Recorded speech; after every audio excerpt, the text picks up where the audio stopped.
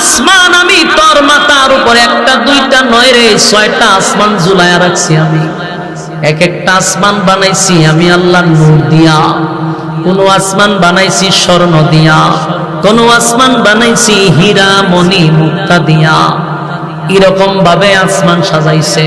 যেদিন ইসরাফিলের সিংহায় ফুঁক দিবে রে, আসমান থেকে সূর্যটা ভেঙ্গে ভেঙ্গে টুকরা টুকরা হয়ে জমিনে পড়বে।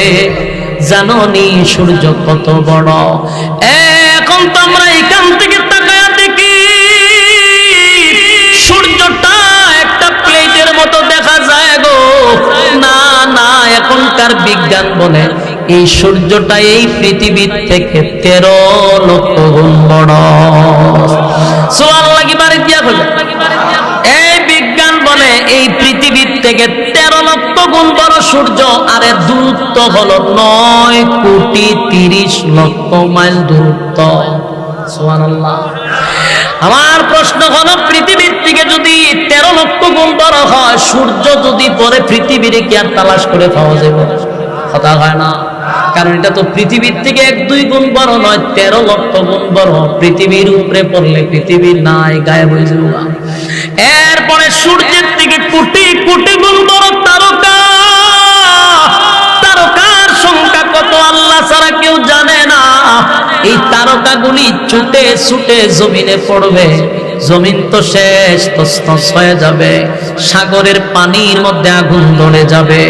এই আটলান্টিক মহাসাগর, ভারত মহাসাগর, আরব মহাসাগর, প্রশান্ত সাগর, খাল বিল নদী নালা যা আছে সবগুলার পানি এক হয়ে যাবে। তখন আর লবণাক্ত মিঠা পানি এক হয়ে যাবে। কোন পানি সবুজ পানি, কোথাও সাদা পানি এক হয়ে যাবে। সব পানি এক জায়গায় ঘুরে আগুন ধরে যাবে। সমুদ্র সৈকতে আগুন ধরে যাবে। দুনিয়া থাকবে না, সব ধ্বংস হয়ে যাবে, সব ধ্বংস হয়ে যাবে। আল্লাহ বলেন কিছুই রাখবো না, সব আমি ধ্বংস করে দিব রে। কেউ থাকবে না, কেউ থাকবে না। এরপর আল্লাহ বলেন আসমানের সমস্ত ফেরেশতারে ধ্বংস করে দিব, কোনো ফেরেশতাও থাকবে না। আরশ বহনকারী ফেরেশতা ছিল, তাদেরকেও আল্লাহ ধ্বংস করে দিবে। সব ধ্বংস হওয়ার পরে মাত্র থাকবে 4 জন ফেরেশতা। বাকি আল্লাহ জিগাইব আজরাইল রে আর কে আছে বল? আল্লাহ। সমগ্র পৃথিবীর সমস্ত প্রাণী শেষ, আল্লাহ ফেরেশতা কুল শেষ। এখন আমরা 4 জন আছি, আর আপনি চিরঞ্জীব, আপনি আর আমরা 60 জন ছাড়া আর আপনার সৃষ্টি জগতে আর কেউ নাই। মালাকুল মউত আজরাইলকে বলবে,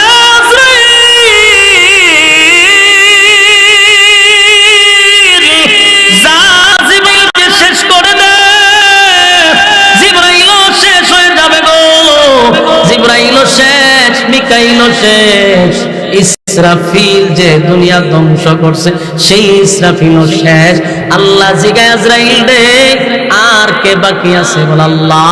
আমি আর আপনি যারা কেউ নাই। আমি তো জান কবজ করি, আমি বেঁচে আছি, আর আপনি চিরঞ্জীব, আপনি ছাড়া কেউ নাই, কেউ নাই, কেউ নাই। আল্লাহ কয় আমার তো কথা ছিল কেউ থাকবে না, তুই কেন দাঁড়ায় আসস? আজরাইল আল্লাহ আমারে কি মারবেন?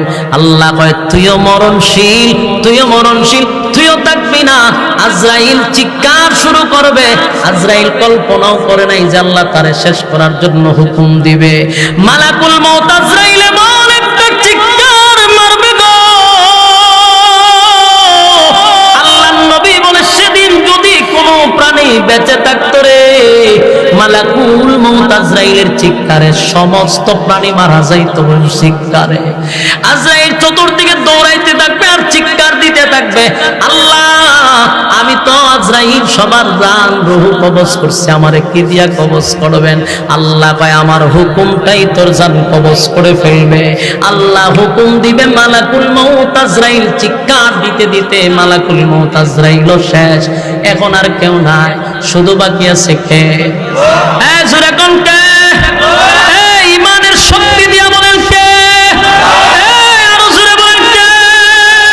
আল্লাহ ছাড়া কেউ নাই গো। আল্লাহ রাব্বুল আলামিন বলেন ইদা যুলজিলাতিল আরদু জিলজালাহা, জমিনের মধ্যে একটা ভূমিকম্প শুরু হবে। তখন ভূমিকম্প শুরু হবে, ইসরাফিল আলাইহিস সালাতু ওয়াস সালামকে আল্লাহ একটা দায়িত্ব দিয়েছে। ওনার দায়িত্ব হলো যেই বাঁশিটা দিয়া ফুঁক দিবে সেই বাঁশিটা ওনার মুখে আল্লাহ লাগায়া রাখছে। ইসরাফিল কিন্তু প্রস্তুত, উনি যে আরো পরে এটা হাতে নিয়ে ফুঁক দিবে এমনটা নয়, আল্লাহ অর্ডার দিবে আর উনি হাতে নিবে আর ফুঁক দিবে, বিষয়টা এমন নয়। ইসরাফিলকে সৃষ্টি করার পর থেকে উনি কিন্তু বাঁশি নিয়ে দাঁড়ায় আছে, শুধু অর্ডারের অপেক্ষায়। অর্ডার দিতে দেরি, ফু মারতে দেরি নাই রে। আল্লাহ রাব্বুল আলামিন বলেন, ইসরাফিলকে আমি দায়িত্ব দিয়া রাখছি, অর্ডার দিব তো তামাম দুনিয়া ধ্বংস করে দিবে। যেই মাত্র ইসরাফিল আলাইহিস সালাতু ওয়াস সালাম সিংহে ফুঁক দিবে, ফুঁক দেওয়ার সাথে সাথে এটা এত বিকট থেকে বিকট আওয়াজ শুরু হবে। প্রথম মানুষ বুঝতে পারবে না, আস্তে আস্তে যত সময় যাবে এটা বিকট থেকে বিকট থেকে বিকট হইতে থাকবে। একটা সময় মানুষ এই আওয়াজ আর সহ্য করতে পারবে না। আওয়াজের কারণে মানুষ ঘর থেকে দৌড়াইয়া বাহির হবে, কি হয়ে গেল রে, এত বিকট আওয়াজ কোথা থেকে আসতেছে।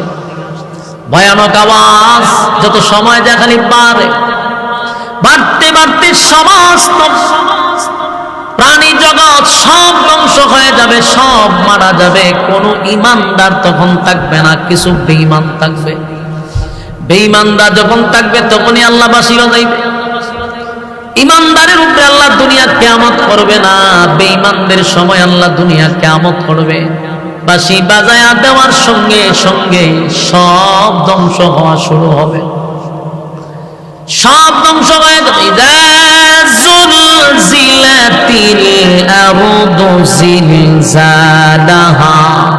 জমিনের মধ্যে জালজালা শুরু হবে, কম্পন শুরু হয়ে যাবে।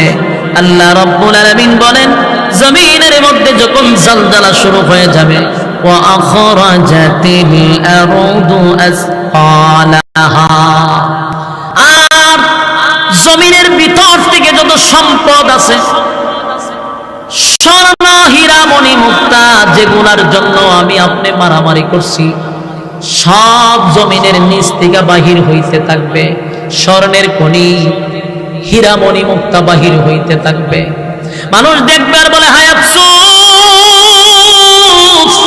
যেই স্বর্ণের জন্য, যেই সম্পদের জন্য বায়ে বায়ে মারামারি করলাম, আত্মীয় স্বজনদের সঙ্গে ঝগড়া করলাম, কত মানুষকে সম্পদের জন্য হত্যা করলাম, কত মানুষের হক নষ্ট করলাম, আজকে জমিন সব বাহির করে দেয়, জমিন উগলায়া দেয়। সুবহানাল্লাহ। ওয়া আখরাজাতিল আরদু আসকালাহা, জমিন সব বাহির করে দিবে, উগলায়া দিবে, উগলায়া। হীরামণি মুক্তা সব বাহির হবে, দামি দামি দামি সম্পদ গুলা বাহির হইতে থাকবে। মানুষ দেখবে আর আফসোস করবে, হায়রে জমিন তোর কি হয়ে গেল। وقال الإنسان ما لها وقال الإنسان ما لها, মানুষের দৃশ্য দেখা যায় বলতে থাকবে, জমিন তোমার কি হয়ে গেল, তুমি কেন তোমার ভিতর থেকে সম্পদ বাহির করে দিচ্ছ, কেন তোমার ভিতর থেকে তো দামি দামি সম্পদ বাহির করতেছ। জমিনের মধ্যে ফাটল সৃষ্টি হবে, ভয়ঙ্কর আওয়াজে জমিন উগলায়া দিবে। মানুষ তখন বলতে থাকবে, ওয়াকালাল ইনসানু মা লাহা, জমিন তোমার কি হয়ে গেল। জমিন উত্তর দেয়, ইয়াউমা ইযিন তুহাদ্দিসু আখবারাহা, এই সেদিন জমিন যা ঘটেছে, মানে জমিনের মধ্যে যে যত আকাম কুকাম, দিনের কাম রাত্রের কাম করছেন,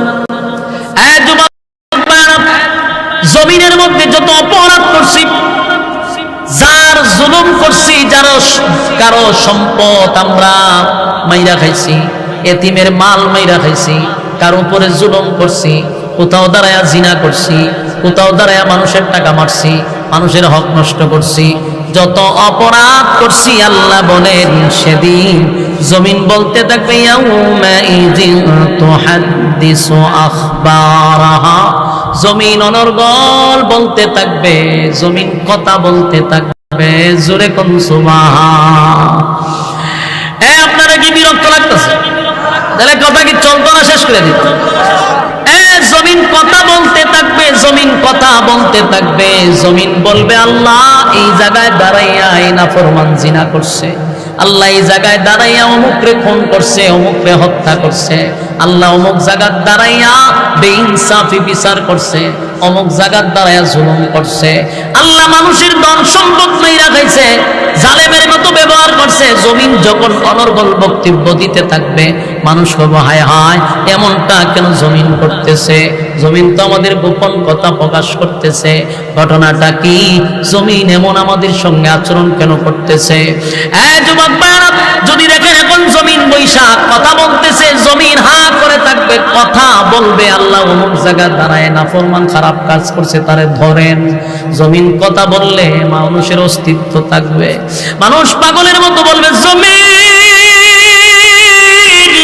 এমনটা কেন করবো, আজকে আমাদের বিরুদ্ধে তুমি এমন ভাবে অনর্গল কথা বল